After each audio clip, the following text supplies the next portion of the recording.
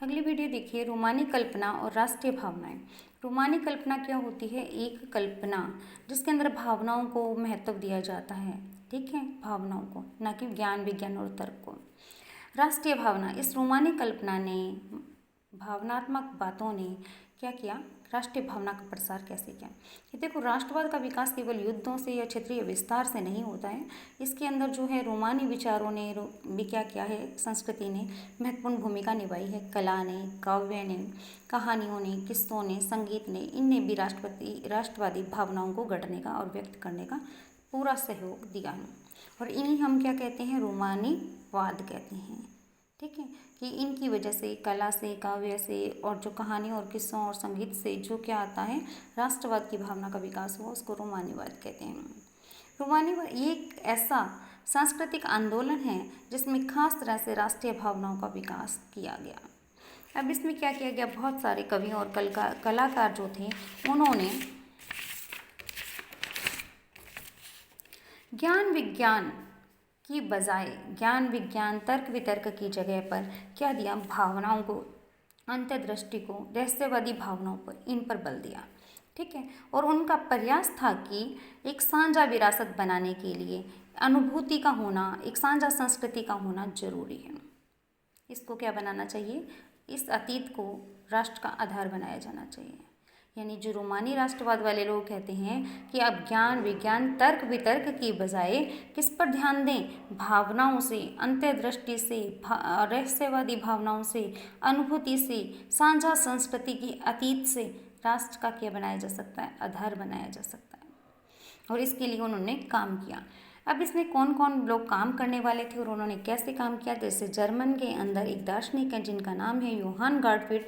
उन्होंने क्या किया था? रोमानी चिंतन किया था और उन्होंने कहा कि लोगों की जो संस्कृति है, सच्ची जर्मन संस्कृति है, वो लोगों की में निहित होती है, आम लोगों में निहित होती है। यानी जर्मनी की संस्कृति कहाँ है? उसके आम लोगों में है। और ठीक है, और इसको अगर हम सर्च करना है तो कहाँ सर्च करें? हम उसके लोकगीतों में, जन काव्यों में, लोक नृत्यों में ये प्रकट की जा सकती है। इसलिए लोक संस्कृति के इन स्वरूपों को इकट्ठा करने के लिए, ठीक है, इन सब चीज़ों को इकट्ठा करने के लिए उन्होंने क्या बनाई? एक परियोजना बनाई। और उन्होंने क्या किया? स्थानीय बोलियों के बल पर बल दिया, लोक साहित्य को इकट्ठा करने कर क्या किया? राष्ट्रीय भावना को वापस लेकर आए, ठीक है। अब इसका मुख्य मकसद जो है, लोक साहित्य को इकट्ठा करना या स्थानीय बोलियों पर बल देना या जो लोकल चीज़ें हैं उन पर ध्यान देने का मतलब राष्ट्रीय भावना लाना नहीं है। इसका मतलब ये भी था कि राष्ट्रीय संदेश उन लोगों तक पहुंचाएं जो निरक्षर हैं। कि रोमानीवाद क्या कहता है कि देश के प्रति जो राष्ट्रीय भावनाएं हैं वो क्या करनी है? हमें कला के माध्यम से, संगीत के माध्यम से या अन्य माध्यमों से, स्थानीय लोक साहित्य के माध्यम से उन लोगों तक पहुंचानी है जो कि निरक्षर हैं, उनके अंदर भी राष्ट्रीय संदेश पहुंचाना है, ठीक है। ये जिसकी वजह से क्या हुआ?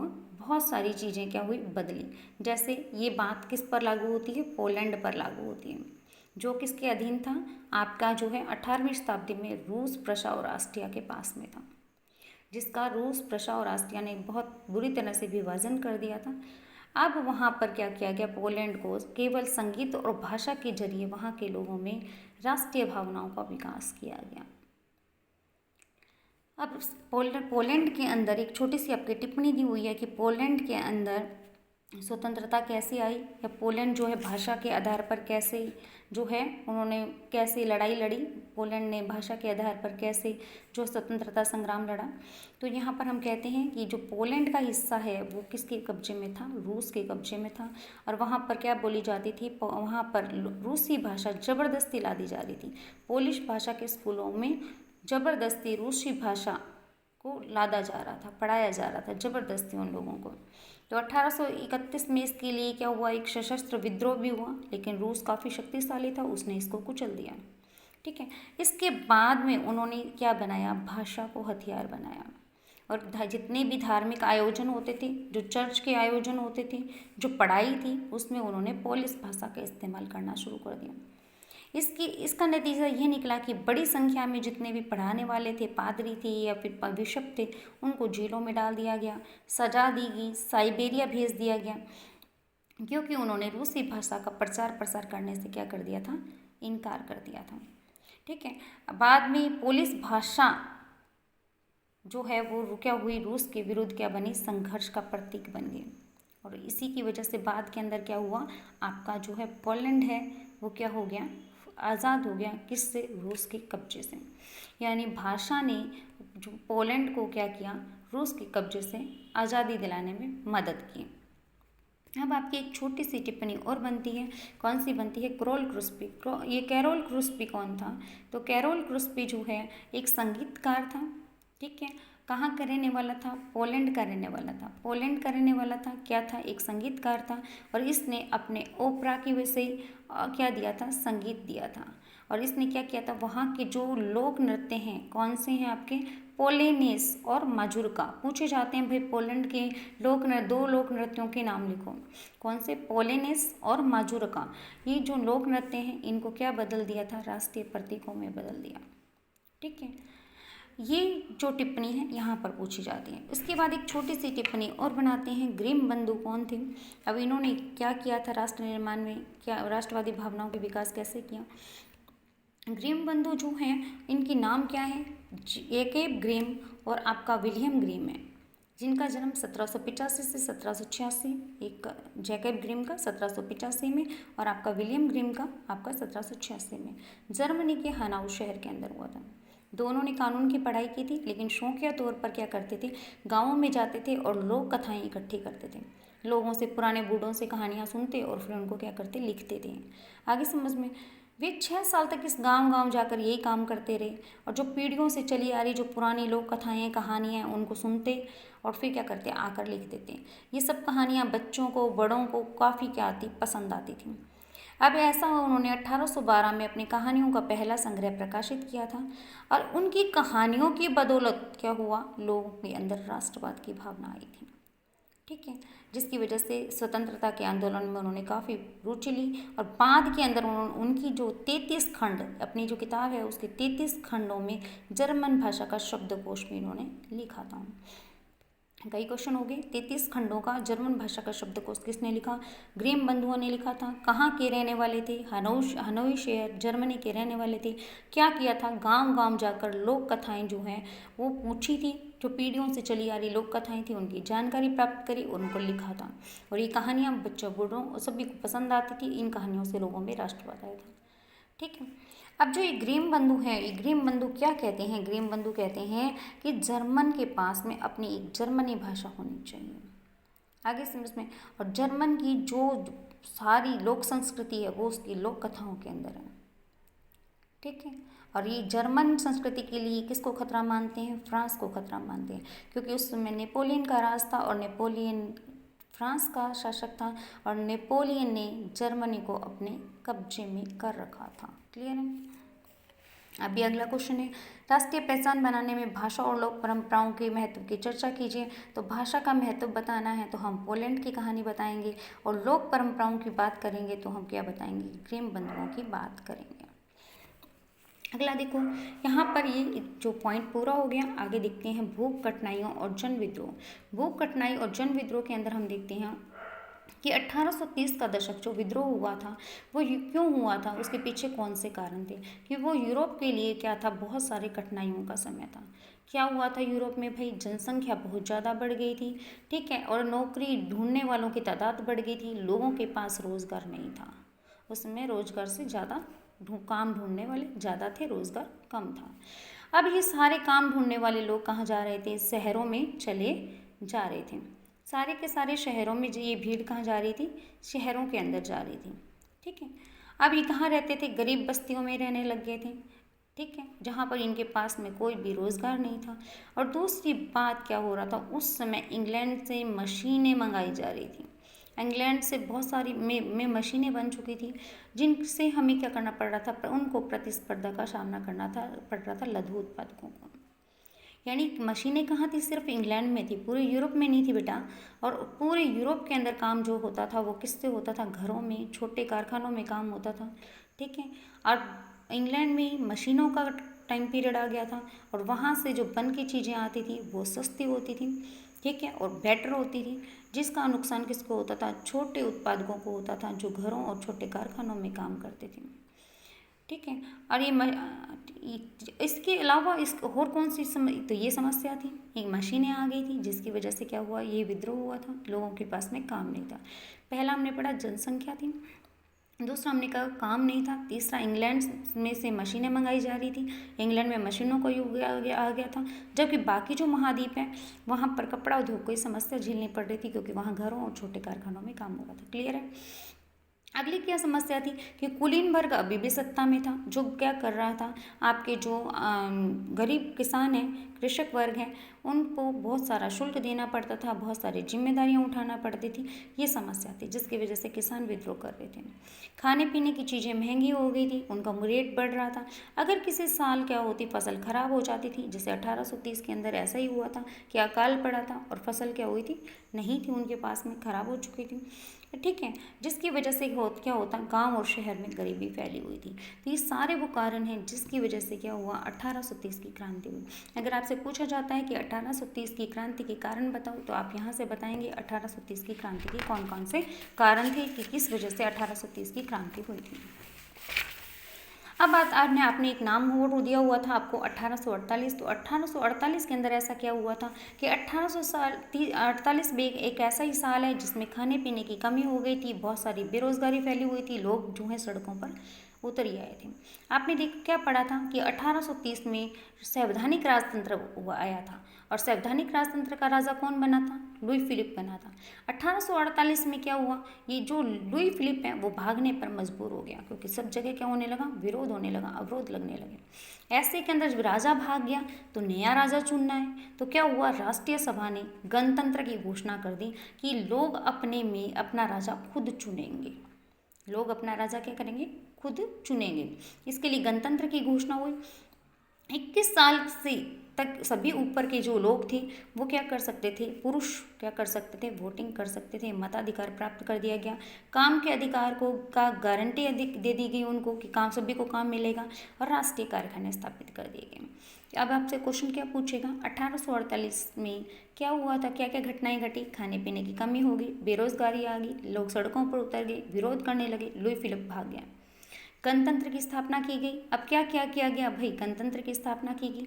1848 में क्या क्या परिवर्तन किए गए, 1848 की क्रांति के कारण फ्रांस में क्या क्या परिवर्तन हुए, फ्रांस में 1848 की क्रांति में क्या क्या चेंजिंग हुई, क्या चेंजिंग हुई, 21 साल से ऊपर के सभी पुरुषों को वोट देने का अधिकार मिल गया, काम का अधिकार मिल गया कि सबको काम मिलेगा, और राष्ट्रीय कारखाने स्थापित हुए। ये 3 चीज़ें हैं जो कब हुई, 1848 के अंदर कहाँ हुई, फ्रांस में हुई।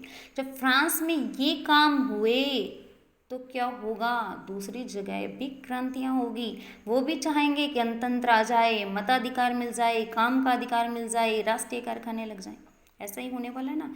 इसकी वजह से क्या हुआ, आपका जर्मनी और इटली के अंदर विद्रोह हुआ, और जर्मनी और इटली का एकीकरण हुआ, जो हम आगे पढ़ेंगे। अभी बीच में एक छोटी सी क्वेश्चन और पढ़ लेते हैं। क्या क्वेश्चन है आपका, क्वेश्चन है सिलसिलिया में जो बुनकर हैं, सिलसिलिया विद्रोह की घटना। सिलसिलिया विद्रोह की घटना जो है वो कब हुई थी, 1845 में हुई थी। देखो क्वेश्चन देख लीजिए, यहाँ पर क्वेश्चन है सिलसिलिया बुनकरों के विद्रोह के कारणों का वर्णन कीजिए। सिलसिलिया बुनकरों के विद्रोह के कारणों का वर्णन कीजिए। अब क्या क्या वजह थी जिसकी वजह से सिलेसिया के जो बुनकर थे उन्होंने क्या किया था, आपके विद्रोह कर दिया था। सिलेसिया के बुनकरों ने क्यों विद्रोह किया था, कब किया, 1845 में किया था। और इन्होंने किसके खिलाफ किया था, ठेकेदारों के खिलाफ किया था, जो उनसे क्या करते थे, कच्चा माल देकर तैयार कपड़ा बनवाते थे। अब क्या हुआ यहाँ पर कि बुनकरों ने विद्रोह क्यों किया, छोटा क्वेश्चन बनाइए, क्यों किया, क्योंकि इस गांव की आबादी 18,000 के पास थी, और ज़्यादातर लोग क्या करते थे, सूती कपड़ा बनाने के व्यवसाय में लगे हुए थे। मजदूरों की हालत कैसी थी, बहुत ख़राब थी, खस्ता थी, काम के लिए जो है लोग बेताब थे। ऐसे लोगों को ठेकेदार ने कम कीमत पर कपड़ा बनवाना शुरू कर दिया। ये अपने बनाए जाने वाले माल की कीमत करा दी। यानी बहुत कम कीमत पर इन लोगों से कपड़ा बनवाना शुरू कर दिया, क्योंकि ये सारे के सारे बेरोजगार हैं, एक बड़ी संख्या में हैं और कपड़ा बनाने को तैयार हो जाएंगे। तो मालिक ने क्या किया कि कम कीमत पर इनसे कपड़ा बनवाना शुरू कर दिया। परिणाम क्या हुआ?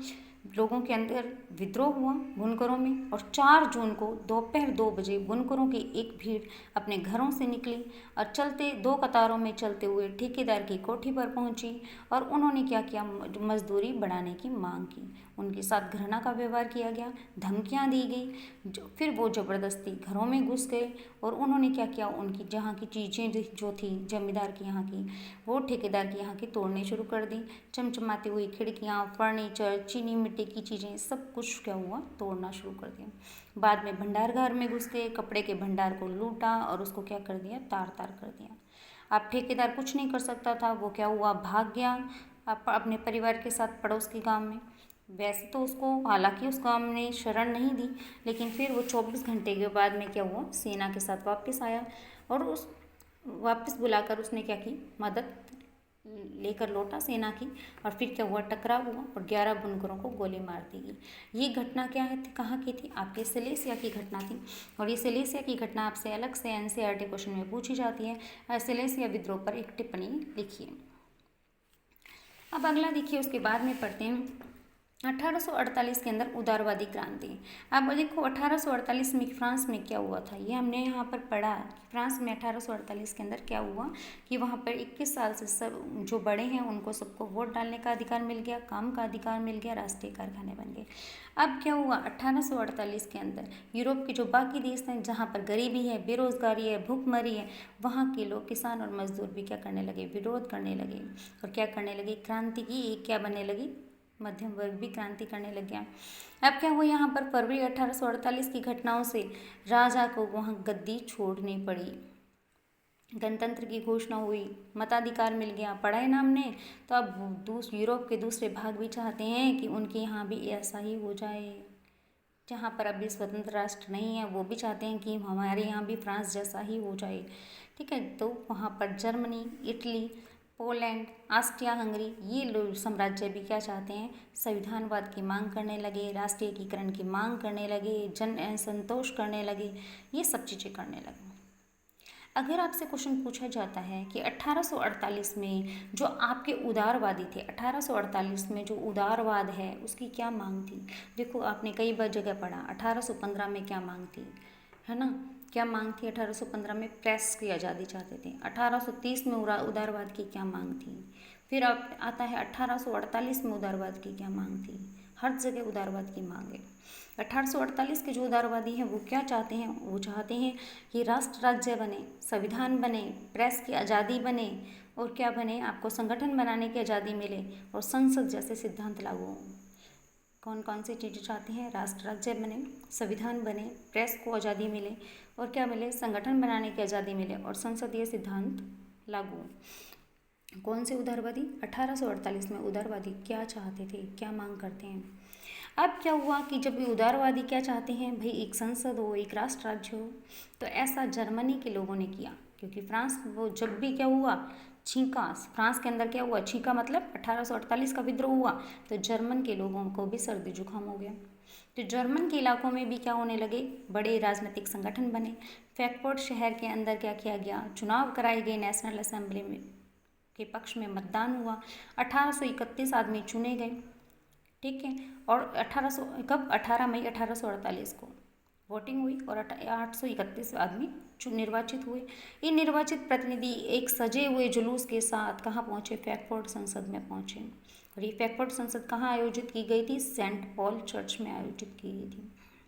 वहाँ पहुँचे, वहाँ पहुँचकर उन्होंने क्या किया? अपने जर्मन राष्ट्र के लिए एक संविधान बनाने की बात की, प्रारूप तैयार किया, और अपना एक अध्यक्ष, राष्ट्र का अध्यक्ष एक ऐसा राजा बनाना चाहते थे जो संसद के अधीन रहकर काम करे। ठीक है, तो यानी जर्मन के लोगों ने भी क्या किया, फ्रांस में क्रांति से प्रेरित होकर क्या किया, आपके राजनीतिक संगठन बनाए, नेशनल असेंबली के चुनाव कराए और 18 मई 1848 को 831 निर्वाचित प्रतिनिधि जो हैं वो सजे धजे जुलूस के साथ कहाँ पहुँचे, फ्रैंकफर्ट संसद में पहुँचे। और वह जो कहाँ आयोजित की गई थी, जो सेंट पॉल चर्च में आयोजित की गई थी, वहाँ उन्होंने एक संविधान का प्रारूप बनाया और अपने राष्ट्र का अध्यक्ष एक ऐसे राजा को बनाना चाहते हैं जो संसद के अधीन रहेगा। इसके लिए उन्होंने क्या किया, प्रशा का जो राजा था जिसका क्या नाम था, फ्रेडरिक विलियम चतुर्थ, उसको क्या कहा, ताज पहनाने की बात कही कि हम जर्मन का राजा किसको बनाएं, फ्रेडरिक विलियम चतुर्थ को बना देते हैं, जो कौन है, प्रशा का राजा है। लेकिन राजा ने ऐसा राजा बनने से अस्वीकार कर दिया। उसने क्या किया, उन राजाओं का साथ दिया जो इस प्रकार की सभा के विरोधी थे। कुलीन वर्ग भी विरोधी था, सेना भी विरोधी थी, ठीक है, और राजा भी विरोधी था।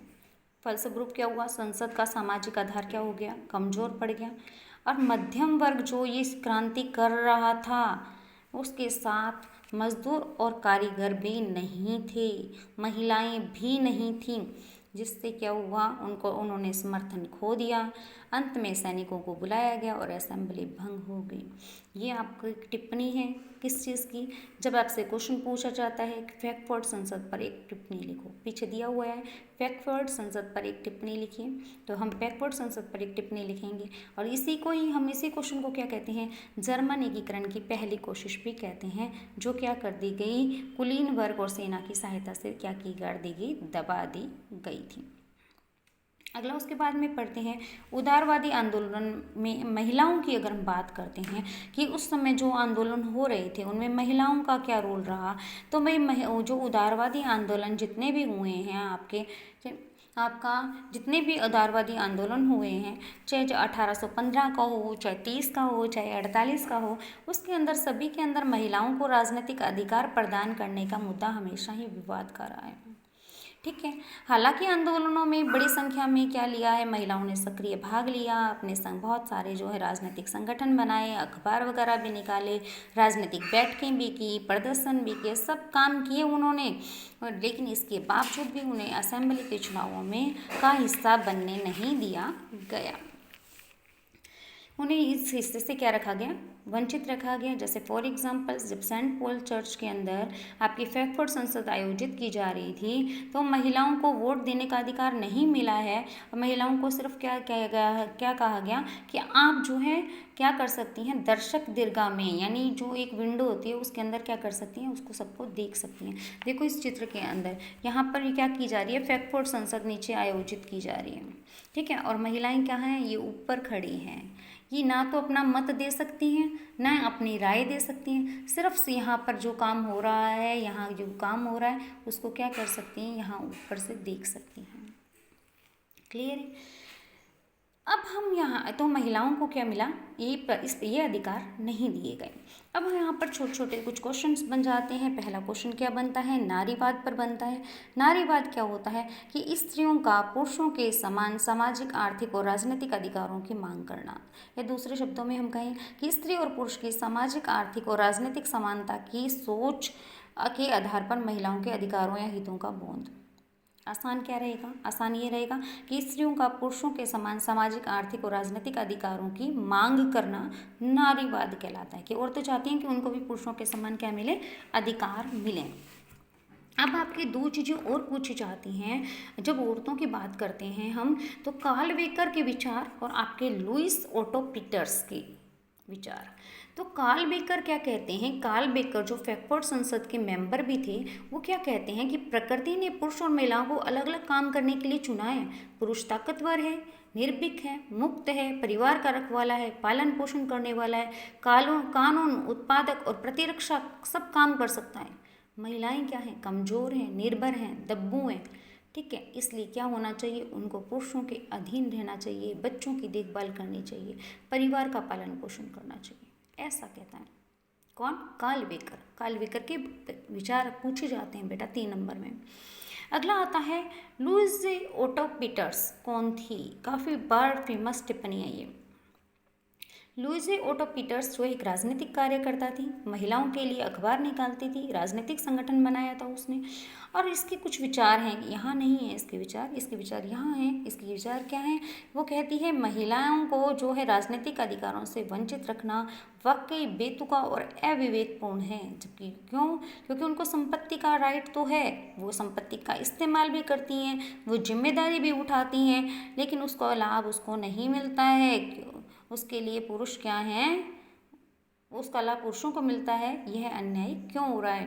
वो कहती है बड़ी शर्म की बात है, बड़ी लज्जा की बात है। इससे क्या ये लज्जा की बात नहीं है कि सबसे जो मूर्ख एक आदमी है जो क्या चलाता है, पशुओं को चराता है, मवेशी पालक है, उसको वोट देने का अधिकार है। कि एक अनपढ़ है, गंवार है, पशुओं को चराने वाला आदमी है, उसको तो क्या है, वोट देने का अधिकार है। लेकिन एक औरत है, क्योंकि वो एक पुरुष है, लेकिन जब एक काबिल महिला है जो संपत्ति की मालिक है, जो टैक्स भी देती है, उसको क्या कर रखा है? इस हक से वंचित कर रखा है। यानी वो क्या चाहती है कि महिलाओं को क्या मिलना चाहिए? राजनीतिक अधिकार मिलना चाहिए। ये क्या कौन कहती है? आपकी लुइसे ओटो पीटर्स कहती है। देखो, महिलाओं पर जब अधिकारों की बात करेंगे तो हम कहेंगे कि महिलाओं को वोटिंग का अधिकार नहीं दिया गया था।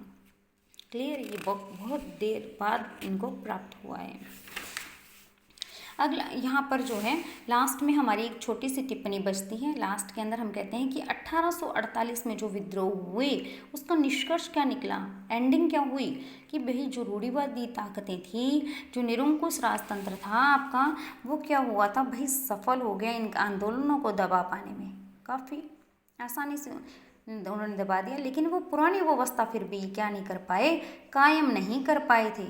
राजाओं को समझ में आना शुरू हो गया कि अगर उनको राज करना है तो उदारवादी क्रांतिकारी जो हैं उनको रियायतें देनी पड़ेंगी, कुछ ना कुछ, और क्रांति और दमन को ख़त्म करना पड़ेगा। अगर उन्होंने उदारवादियों की क्रांतियों को ख़त्म नहीं किया तो बार बार 1815, 1830, 1848 बार बार उदारवादी क्रांति करते रहेंगे और ये पुरानी जो रूढ़िवादी व्यवस्था है वो अच्छे से कायम नहीं हो पाएगी। ये बात इनको समझ में आ गई, जिसकी वजह से क्या किया? 1848 के बाद के वर्षों में निरंकुश जो व्यवस्थाएं हैं उन्होंने परिवर्तन करने शुरू कर दिए, अपने आप में कुछ चेंज करने शुरू कर दिए जो पश्चिमी यूरोप के अंदर हुए। जैसे हेम्सबर्ग के अधिकार वाले क्षेत्र थे या रूस वाले जो क्षेत्र थे, वहाँ पर भूदास प्रथा खत्म कर दी, बंधुआ मजदूरी खत्म कर दी। हेम्सबर्ग शासकों ने हंगरी के लोगों को बहुत सारी स्वतंत्रता प्रदान कर दी। ठीक है, इसी तरह से जो आपके जो निरंकुश मैग्यार शासक थे, उन्होंने क्या किया? अपने यहाँ के लोगों को बहुत सारी अधिकार प्रदान किए, जिससे वो एक लंबे टाइम तक क्या कर सकें? शासन कर सकें। आपको ये चीज़ समझ में आ गई? अभी आपका एक छोटा सा क्वेश्चन और बच गया। विचारधारा क्या होती है? किसी खास कोई भी सामाजिक मुद्दा या राजनीतिक मुद्दा कोई भी, उस पर कि जो हमारी क्या है, विचारों का समूह है, उसको हम क्या कहते हैं? विचारधारा कहते हैं। किसी खास प्रकार के सामाजिक और राजनीतिक कोई भी मुद्दा या दृष्टि पर क्या है? लोगों के विचारों का समूह। विचारों का समूह क्या कहलाता है? विचारधारा कहलाता है। यहाँ पर हमारा जो है वो पॉइंट नंबर 3 कंप्लीट हो गया।